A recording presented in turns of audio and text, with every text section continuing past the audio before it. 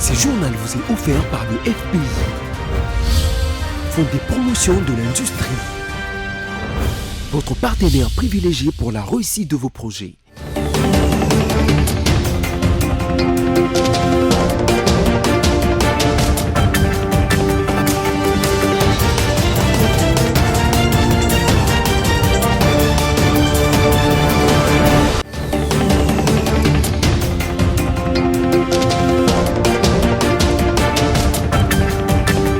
Bienvenue à tous dans ces rendez-vous de l'info sur BIC TV. L'évolution du leadership de la République démocratique du Congo en matière de forêt était au cœur de l'audience qu'a accordé le MINETA de la coopération internationale, intégration régionale et francophonie à la délégation de la Commission des forêts d'Afrique centrale, COMIFAC en sigle.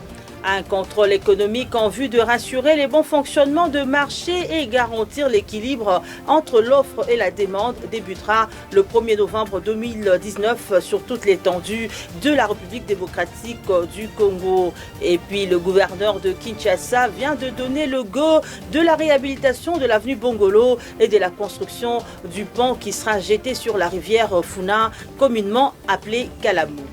Encore une fois, bonsoir et bienvenue dans ce journal conduite par son directeur. Une délégation de la Commission des forêts d'Afrique centrale a été reçue par le ministre d'État, ministre de la coopération internationale, intégration régionale et francophonie, Pépin Guillaume Manjolo. L'essentiel de cette rencontre dans ce reportage que je vous invite à suivre. La coordination nationale de la Commission des forêts d'Afrique centrale, reçue par le ministre d'État à la coopération internationale, intégration régionale et francophonie, Maître Pépin Guillaume Manjolo, a évalué avec ce dernier le travail abattu par cette structure. Il a également été question de l'évolution du leadership de la RDC en matière de forêts. Le directeur de la coordination nationale de la COMIFAC revient ici sur la nécessité pour le pays de mettre en place une politique de coopération efficace pour que la RDC bénéficie de l'exécution de l'accord de Paris sur l'environnement en 2020. La République démocratique du Congo a un couvert forestier de plus de 60% par rapport au couvert total de l'Afrique centrale. Et nous venons tout justement au plan politique rencontrer ceux qui peuvent nous aider à mieux structurer notre démarche pour que notre pays puisse aller de l'avant. Le ministre d'État Pépin Guillaume Manjolo leur a donné des orientations précises en vue de structurer la démarche pour des résultats palpables, c'est-à-dire que la RDC perçoive enfin le crédit carbone pour sa forêt au même titre que le Brésil a. Le travail des enfants dans les mines et l'amélioration des conditions de travail de mines en RDC et autres. Ces questions étaient traitées lors de la visite de la représentante pays de l'OIT, Aminata Maïga, au ministre de Mines, Willy Kitoko. C'était au cabinet du ministre ce lundi 28 octobre 2019. Sami Bosongo pour de précisions. Pas de repos pour le ministre des Mines, le professeur Willy Kitoko.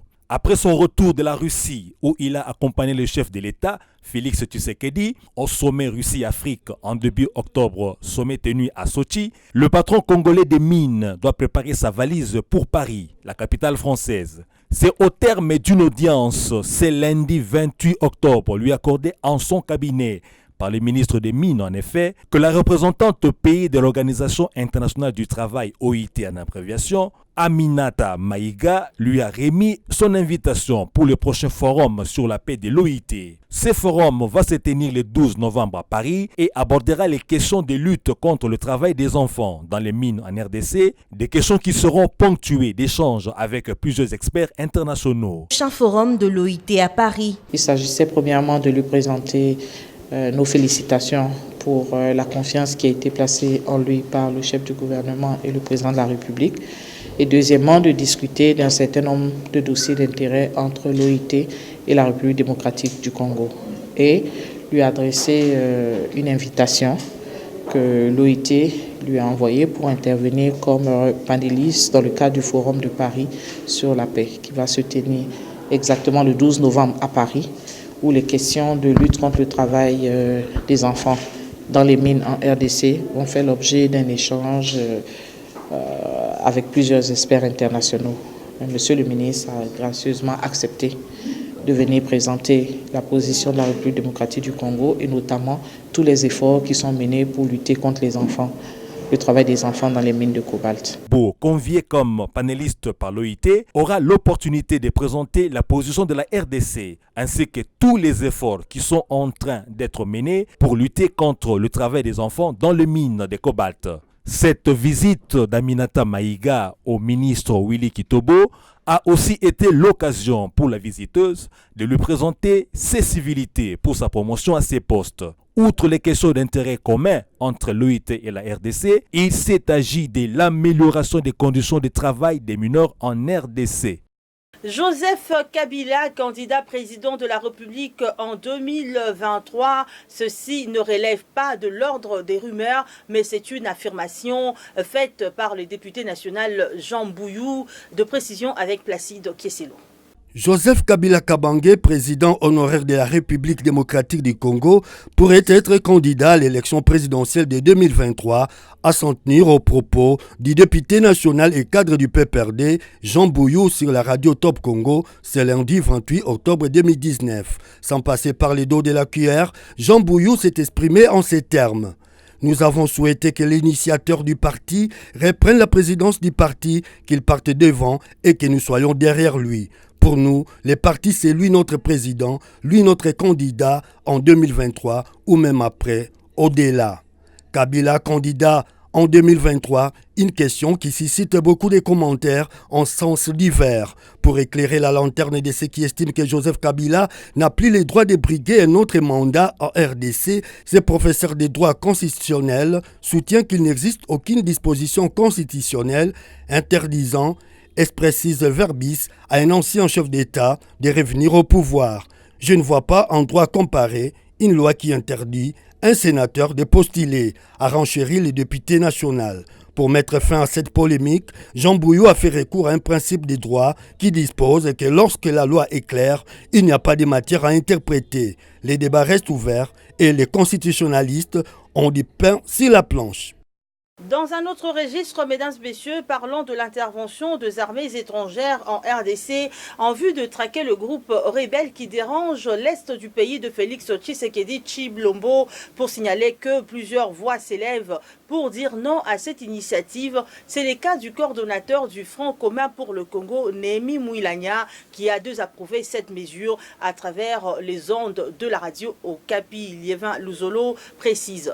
Le Front commun pour le Congo, FCC, a émis les réserves sur l'intervention des armées étrangères sur le territoire congolais. C'est ce qu'a exprimé son coordonnateur, le professeur Némi Mouilania, sur son compte Twitter ce lundi 28 octobre. Le professeur Némi Mouilania a déclaré, je cite, « Nous émettons les réserves les plus expresses sur toute initiative visant à offrir le territoire national aux forces étrangères des pays voisins comme théâtre d'opérations militaires qui se transformerait en un règlement des comptes entre ces forces, a-t-il déclaré. Une idée partagée par certains élus du Nord Kivu qui estiment que laisser entrer les troupes étrangères serait un grand danger pour la RDC. Car selon eux, en 2009, lors des opérations Umoja qui consistaient à neutraliser des groupes armés, il s'est avéré enfin qu'il y avait une dispersion des groupes armés, en l'occurrence des FDLR, qui ont tué des civils dans leur fuite. Les populations de Kisangani ont encore dans leur mémoire les affres des affrontements de deux armées, à savoir l'armée ougandaise et l'armée rwandaise. Oui au retour de la sécurité à l'est de la RDC, pensent les observateurs, et non à l'approche utilisée. Les armées étrangères, quant à elles, pouvaient être utiles au renseignement et non à leur déploiement sur le sol congolais. Dans le but de chercher un terrain d'entente entre les populations riveraines du parc national de la Garamba et les administrateurs du dit parc, le gouverneur de la province du Haut-Ouélé, Christophe Basséané Nanga, s'est entretenu avec une délégation du commandement de protection des parcs nationaux de la République démocratique du Congo. Les comptes rendus avec Josué Kalamba. Le gouverneur de la province du Haut-Touélé, Christophe Bassian Nanga, s'est entretenu lundi 28 octobre 2019 à Isiro avec une délégation du commandement de protection des parcs nationaux de la République démocratique du Congo, accompagné des gestionnaires du parc de Garamba. Au sortir de ces échanges d'environ 2 heures, le commandant adjoint de la protection des aires protégées en RDC, Martin Kisuki, qui se confie à la presse, a indiqué que la problématique de la cohabitation pacifique entre la population riveraine du parc national de la Garamba et les administrateurs du parc était au centre de leurs échanges avec l'autorité provinciale. Cette rencontre s'est tenue, selon lui, en prévision d'un dialogue qui se prépare au mois de novembre en cours pour tenter de réconcilier les deux parties. Martin Kisuki a exprimé les sentiments de satisfaction concernant la réaction du chef de l'exécutif provincial face à ce sujet. En effet, le gouverneur de province a mis à la disposition de la délégation une équipe d'experts de son gouvernement pour la mission de consultation des différentes communautés attendues, notamment à Dungu et Faradj cette semaine, en vue de préparer ce grand forum première du genre et en comme ambition de cimenter la cohésion entre les deux parties. Revenons à Kinshasa où le gouverneur de la ville, Jean-Tini Ngobila Mbaka, a procédé ce mardi au lancement de travaux de réhabilitation de l'avenue Bongolo. Nous sommes dans la commune de Kalamou, ainsi que de la construction d'un nouveau pont qui sera jeté sur la rivière Funa, communément appelée rivière Kalamou. Témoins de l'événement, Placide Kieselo et Abel Kassongo. Suivez. Le gouverneur de la ville-province de Kinshasa, Jean-Tini Ngobila Mbaka, a procédé ce mardi 29 octobre 2019 au lancement des travaux de réhabilitation de l'avenue Bongolo et à la construction d'un pont au niveau de la rivière Funa, communément appelée rivière Kalamou. Dans ce monde de circonstances, le premier citoyen de la ville de Kinshasa a indiqué que les trains ayant à son bord les programmes de l'exécutif provincial de Kinshasa est en branle, tout en mettant en exergue l'importance de cette avenue. Le train ayant à son bord le programme de l'exécutif provincial de Kinshasa est en branle. Aujourd'hui, c'est un ouvrage de franchissement qui retient notre attention. Il consiste d'abord à jeter un nouveau pont sur la rivière Funa, sur l'avenue Bongolo.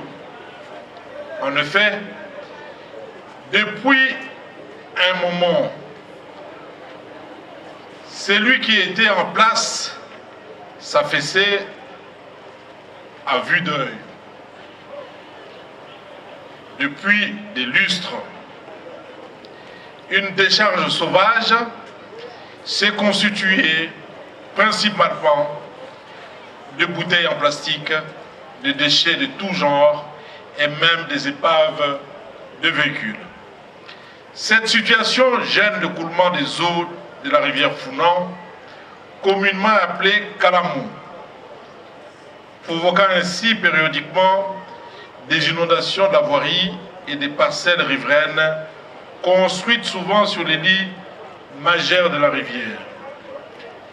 Cette route secondaire est d'une grande importance pour le trafic des quinois et relie l'avenue Université à l'avenue Kassavoubou et elle est le prolongement de l'avenue Yolo qui mène vers le boulevard Lumumba. Elle est vitale pour atteindre le marché Gambela en venant de Matete, Lemba, Ndjili et au-delà d'Atchango. Sans cet ouvrage de franchissement, comme avait déclaré Stanley à l'époque coloniale, pour le chemin de fer, Bongolo ne remplirait pas son rôle de courroie de transmission entre l'Est et l'Ouest de la ville.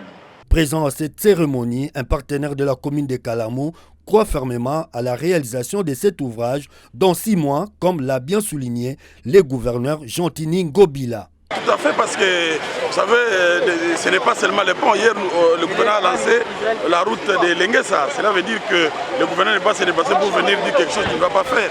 Et depuis qu'on a commencé, depuis il est à la tête de la ville, il ne fait que faire des travaux. Donc ces ponts, très bientôt, on a bien dit dans 6 mois, ça va se terminer. Bon, j'ai la charge d'abord de maximisation des recettes de la commune de Kalamou et ensuite s'occuper aussi de l'assainissement et mettre en place des plans de développement pour cette commune.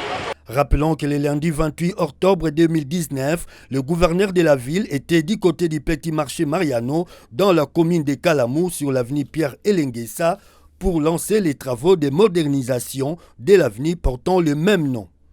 Le ministre provincial du Haut-Ouélé, Norbert Mandana, poursuit son séjour de travail en territoire de Ouacha et Faradje. L'envoyé spécial du gouverneur Christophe Basséané Nanga n'a cessé de multiplier de descentes sur le chantier lancé dans la zone depuis son arrivée. Images et commentaires.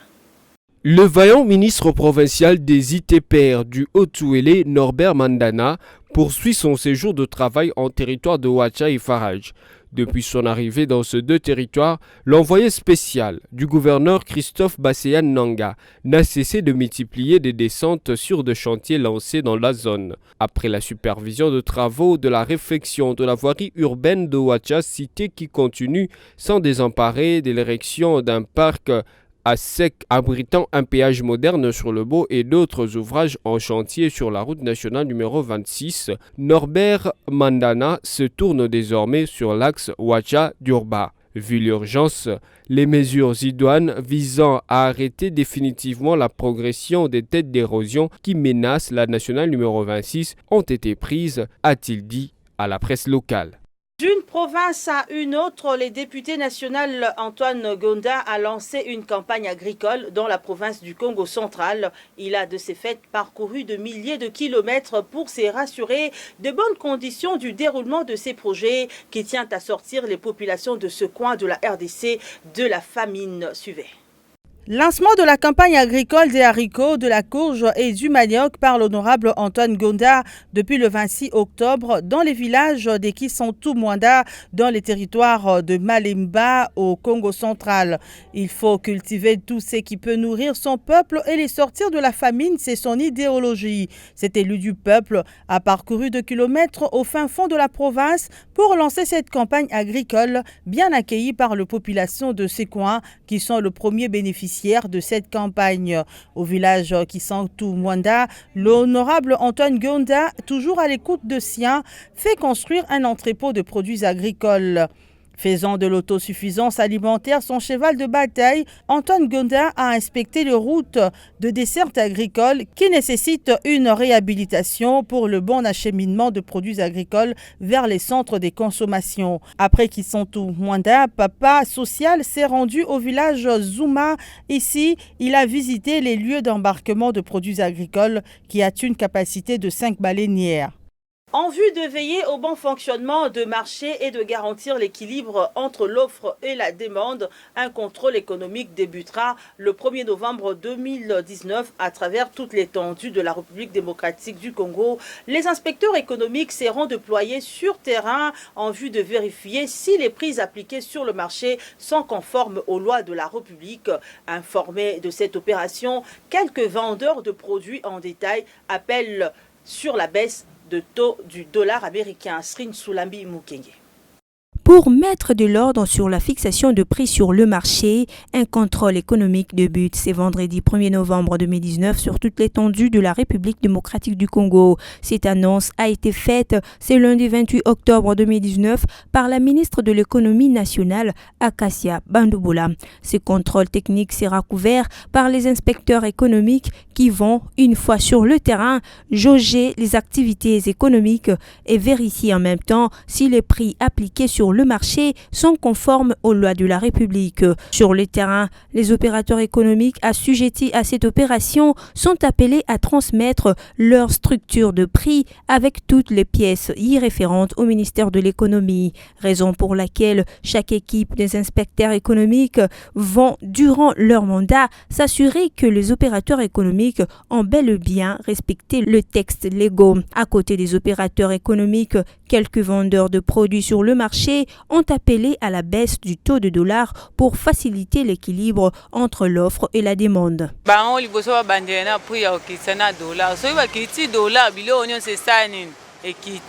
Poto somba bilo na bango batu ba ya na mboka kuna ba somba ba ya na biso ba tege biso na share bango ba kiti na dollar na bango après bilo na biso sani ekiti makembe za na share régime ya makembe banda na 35000 comme sous 40000 ça yo moko soko na ba transport ya zando kutu zo banda kuna na mataki bala ti a futa kwa mbeneto oza marchandise bo 5 000, 6 000, 7 000, 10 000, na biloko na yo mo.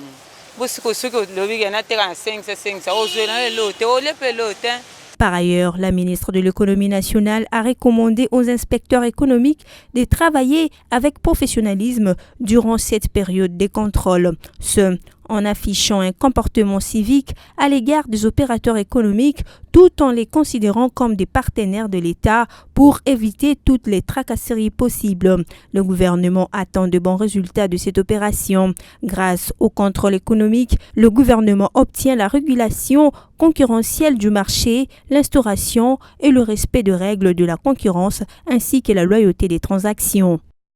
Et oui, il y a un début et une fin pour toute chose. Eh bien, c'est la fin de ce journal. Rappelons les titres avant de nous séparer.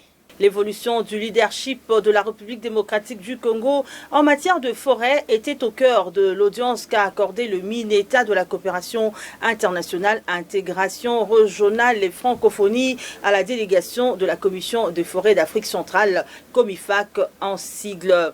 Un contrôle économique en vue de rassurer les bons fonctionnements de marché et garantir l'équilibre entre l'offre et la demande débutera le 1er novembre 2019 sur toute l'étendue de la République démocratique du Congo. Et puis le gouverneur de Kinshasa vient de donner le go de la réhabilitation de l'avenue Bongolo et de la construction du pont qui sera jeté sur la rivière Funa, communément appelée Kalamou. Mesdames et messieurs, je vous retrouve très prochainement. Ça sera avec le même plaisir de vous informer. Au revoir.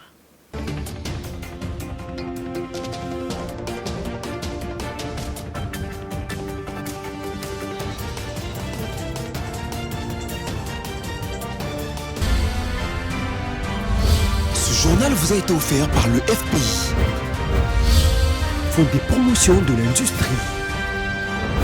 Votre partenaire privilégié pour la réussite de vos projets.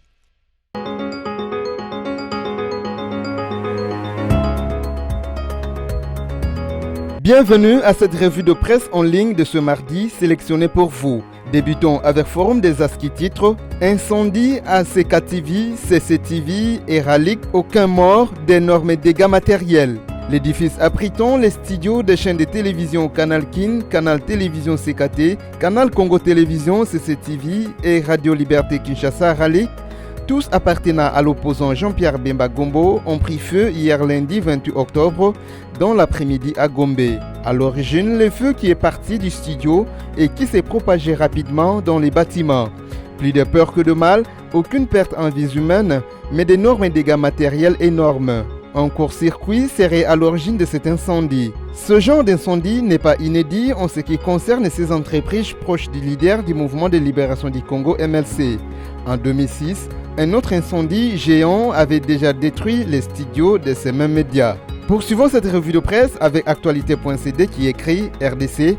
La loi sur le statut des anciens présidents élus a été édulcorée. Il y a aujourd'hui même des extensions et sera légale. Joly. Jacques Joly et Sengeleki a déposé ce lundi 28 octobre 2019 sa proposition de loi modifiant la loi numéro 18/021 du 16 juillet 2018 portant statut des anciens présidents de la République élus et fixant les avantages accordés aux anciens chefs des corps constitués. Dans un entretien avec les journalistes Bereti Yakitenge, spécialiste des questions parlementaires, il explique ses motivations. Dans la mise en application de cette loi, il y a eu énormément d'incohérences. Il y a des extensions qui finalement ont édulcoré la substantialité de ce texte.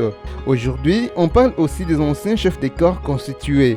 On a eu même des extensions et sera légal, même les anciens ministres et autres. La philosophie initiale et l'intégrité de cette loi ont été touchées. Par cette proposition de loi, nous voulons rentrer dans l'esprit premier dont la centralité dans la consolidation des statuts des anciens présidents de la République. Bouclons cette revue avec Okapi.net qui titre « Béni, 2 civils tués et des boutiques pillées dans une attaque des ADF ».